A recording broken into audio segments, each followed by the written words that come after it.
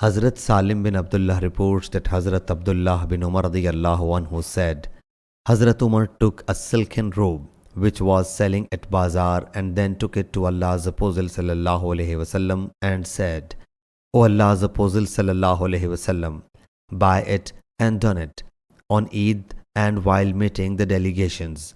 So Allah's Apostle sallallahu alaihi wasallam said to him, This is the dress of those who have no share in the hereafter.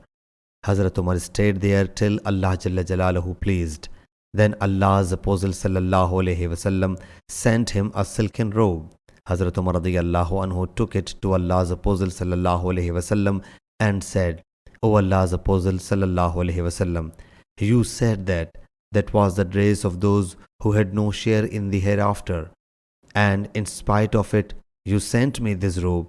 Allah's Apostle sallallahu alaihi wasallam said to him, sell it and meet your needs. Sahih Bukhari, Hadith number 948.